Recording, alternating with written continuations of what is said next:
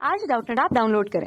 Doubtnut पर अपने सभी गणित, रसायन विज्ञान, भौतिक विज्ञान और जीव विज्ञान के डाउट्स का करो सफाया। बस प्रश्न की फोटो खींचो, एक ही प्रश्न को क्रॉप करो और तुरंत वीडियो सोल्यूशन पाओ। अभी डाउनलोड करें।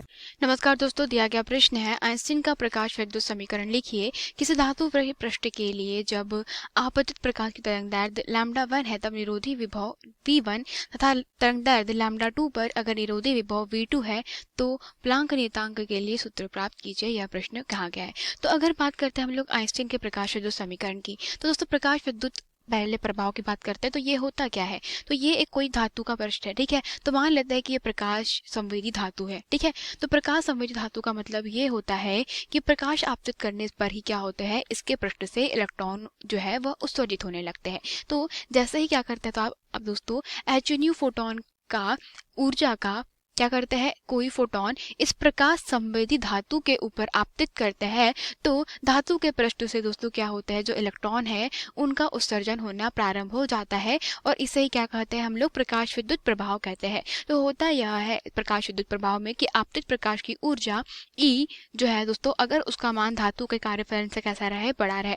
धातु का कार्यफलन फाई नॉट जो होता है ये वो न्यूनतम ऊर्जा होती है कि अगर आप इससे अधिक ऊर्जा का प्रकाश आपतित करते हैं तो धातु की सतह के पृष्ठ से इलेक्ट्रॉन जो है वो बाहर निकलना प्रारंभ हो जाते हैं, ठीक है। तो ये होता है धातु का कार्यफलन फाई नॉट। तो इसके लिए दोस्तों जो आइंस्टीन के द्वारा प्रकाश विद्युत समीकरण था वो दो भागों में बांटा गया था। उन्होंने कहा था कि आपतित प्रकाश का जो फोटोन है उसकी ऊर्जा दो भागों में विभक्त होगी। पहला धातु के पृष्ठ से इलेक्ट्रॉनों को बाहर निकालने के लिए, मतलब धातु के कार्यफलन में, और दूसरा बाहर निकलने के बाद में जितनी गतिज ऊर्जा से इलेक्ट्रॉन जो है वो बाहर निकलते हैं उसमें। कहने का मतलब ये ऊर्जा दो भागों में विभक्त होती है।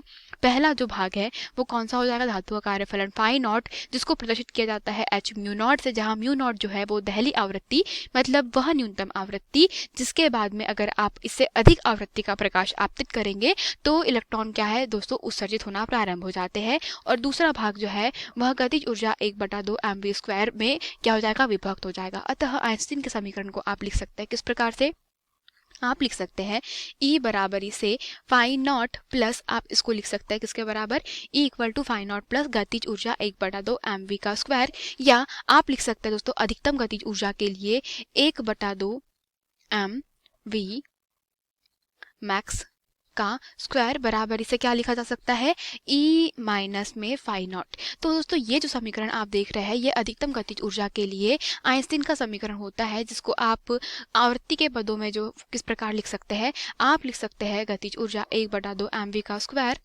जो है वो लिखा जा सकता है किससे, आप ऊर्जा को h न्यू माइनस में h न्यू नॉट भी लिख सकते हैं। तो यहाँ से अगर आप h कॉमन निकाल लेते हैं तो ये हो जाएगा न्यू माइनस में न्यू नॉट। तो ये आपकी अधिकतम गतिज ऊर्जा 1/2 mv मैक्स का क्या होगा, स्क्वायर हो जाएगा। तो यहाँ से आपका जो न्यू होता है वह क्या होती है, न्यू जो है वो हमारी आपतित प्रकाश की आवृत्ति होती है। तो ये अगर आपतित प्रकाश की आवृत्ति है, ठीक है, तो आपतित प्रकाश की आवृत्ति और जो न्यू नॉट होती है वो उसे कहा जाता है दहली आवृत्ति, ठीक है। तो ये हमारी हो जाएगी दहली आवृत्ति। तो अब प्रश्न में बोला ये गया है कि हमारे पास में दोस्तों कोई आपतित प्रकाश है जिसकी तरंगदैर्घ्य अगर λ1 है और उसका निरोधी विभव क्या है, V1 है, और लैम्डा तरंगदैर्घ्य जो है वो दोस्तों λ2 पर निरोधी विभव का मान क्या जाता है, V2 हो जाता है। तो इस स्थिति में प्लांक नियतांक के लिए सूत्र प्राप्त कीजिए। प्रश्न में हमसे यह कहा गया है। हम यहाँ पे एक बात जरूर जानते हैं कि अगर कोई धातु का पृष्ठ है तो उसके लिए धातु का कार्यफलन फाई नॉट का मान तो एक ही रहेगा। मतलब अगर धातु का कार्यफलन मान लेते हैं कि 1.3 इलेक्ट्रॉन वोल्ट है, तो अगर आप दूसरे प्रकाश भी आपतित करेंगे तो धातु के कार्यफलन में कोई परिवर्तन नहीं होगा। तो जब हम लोग λ1 तरंगदैर्घ्य का प्रकाश आपतित कर रहे थे और उसके लिए अगर निरोधी विभव V1 था, तो हम जानते हैं दोस्तों कि गतिज ऊर्जा और निरोधी विभव में संबंध दिया जाता है 1/2 mv² जो है वो EV1 के बराबर हो जाएगा। मतलब यह दोस्तों हमारे पास में किसी भी जो कण की गतिज ऊर्जा जो होती है, अगर उसके पास में आवेशित कण की गतिज ऊर्जा उसके सिरों पर आरोपित विभवांतर के बराबर होती है, मतलब उसकी स्थितिज ऊर्जा जो विद्युत स्थितिज ऊर्जा होती है उसके बराबर होती है। तो आप आपके आइंस्टीन के समीकरण को कुछ इस प्रकार से लिख सकते हैं, जहां पर आपका गतिज ऊर्जा को दोस्तों आप निरोधी विभव V के बराबर EV के बराबर भी लिख सकते हैं। तो यहाँ पे V जो है वो क्या है, निरोधी विभव है। इस स्थिति में आप EV बराबर से क्या लिखेंगे, आप लिखेंगे H म्यू माइनस में म्यू नॉट। तो यहाँ से आप क्या लिखेंगे दोस्तों कि जब आपके पास में आपतित प्रकाश की तरंगदैर्ध्य लैम्डा 1 थी, इस स्थिति में दोस्तों ये जो समीकरण है आपका समीकरण क्रमांक, इसको कौन सा नाम दे देते हैं, हम इसको समीकरण क्रमांक 1 नाम दे देते हैं। यहाँ पर जो समीकरण प्राप्त किया उसको 2 नाम दे देते हैं और यहाँ पे समीकरण क्रमांक इसको 3 नाम दे देते हैं। अतः समीकरण क्रमांक 3 में क्या करना है दोस्तों, आपको तरंगदैर्ध्य के पदों को लिखना है। मतलब आपका जो समीकरण है उसको तरंगदैर्ध्य के पदों में लिखने पर तो तरंगदैर्ध्य जो होती है वो किस प्रकार से दी जाती है, वह दी जाती है न्यू बराबरी से सी के बटे में लैम्डा। तो यहाँ से आप क्या लिखेंगे, ई वी बराबरी से एच सी के बटे में लैम्डा माइनस में एच सी के बटे में लैम्डा नॉट, जहाँ पे लैम्डा नॉट जो है वो धातु के कार्यफलन की बात करी जा रही है। तो ये तो जो टर्म है दोस्तों पूरा हमारा क्या है, धातु का कार्यफलन, जिसको हम फाई नॉट से प्रदर्शित करते हैं। ठीक है, तो अगर हमारे पास में आपतित प्रकाश की तरंगदैर्ध्य लैम्डा 1 है और निरोधी विभव वी नॉट है, तो इसको हम समीकरण क्रमांक 1 देंगे। और फिर क्या कहा गया है कि अब तरंगदैर्ध्य लैम्डा 2 पर निरोधी विभव क्या है, V2 है। तो इस के हिसाब से अगर आपके पास में यहाँ पर निरोधी विभव क्या है दोस्तों, लैम्डा 1 प्रकाश के लिए V1 है, तो इसका समीकरण क्रमांक आप A नाम दे दीजिए। और इसी प्रकार से हम कहेंगे कि अगर हमारे पास में यहाँ पर निरोधी विभव का मान V2 है, मतलब हमारे पास में V2 हो जाएगा किस स्थिति में, जब आपतित प्रकाश की तरंगदैर्ध्य लैम्डा 2 है, मतलब SC के बटे में लैम्डा 2 माइनस में फाई नॉट, समीकरण क्रमांक इसको B नाम दे देंगे।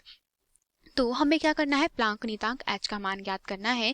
तो समीकरण क्रमांक a में से समीकरण क्रमांक b को घटा दीजिए। तो समीकरण क्रमांक a माइनस में b करने से आपके पास में e v1 माइनस v2 बाहर आ जाएगा। तो यहाँ से e कॉमन निकाल लिया और अब देखिए यहाँ पर hc कैसा है दोस्तों, एच सी माइनस मतलब के बटे में लैम्डा 1 माइनस में phi naught, minus H C के बटे में लैम्डा 2 माइनस माइनस का प्लस फाई नॉट। तो फाई नॉट से फाई नॉट कैंसिल हो जाएगा। तो बचा क्या हमारे पास में, एच सी लैम्डा 1 माइनस में एच सी के बटे में लैम्डा 2, एच सी कॉमन निकाल लीजिए। तो यहाँ से जो वैल्यू मिल जाएगी वो क्या मिल जाएगी, एच सी 1 बटे में लैम्डा 1 माइनस में 1 बटे में लैम्डा 2, और ये जो है वो ई V1 माइनस V2। तो मान किसका निकालना है, H का। अतः H जो है वो प्लांक नियतांक है। तो हम इसका मान जो निकालेंगे वो इस प्रकार से निकालेंगे कि E के बटे में V1 माइनस V2 और यहाँ पर हो जाएगा C 1 अपॉन में लैम्डा 1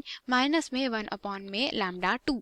तो आप इसको और अच्छे से लिख सकते हैं, H बराबर से क्या हो जाएगा, ये हो जाएगा E V1 माइनस में V2 और इसके बटे में C 1 अपॉन में लैम्डा 1 माइनस में 1 अपॉन में लैम्डा 2। तो ये जो है दोस्तों हमने प्लांक नियतांक का मान निकाला उस स्थिति में जब आप क्या कर रहे हैं, दो अलग अलग तरंगदैर्ध्य लैम्डा 1 और लैम्डा 2 का प्रकाश आपतित कर रहे हैं, जिनके लिए निरोधी विभव है उनके मान क्रमशः V1 और V2 है। इस स्थिति में प्लांक नियतांक H का मान ज्ञात किया, जो किसमें आएगा, जूल इंटू सेकेंड में आएगा। यही हमारे प्रश्न का उत्तर है। धन्यवाद। कक्षा 6वीं से 12वीं से लेकर नीट, IIT, JEE वो एडवांस के लेवल तक 1 करोड़ से ज्यादा छात्रों का भरोसा। आज ही डाउनलोड करें डाउटनेट ऐप या व्हाट्सएप करें अपने सारे डाउट्स 8400 400 400 पर।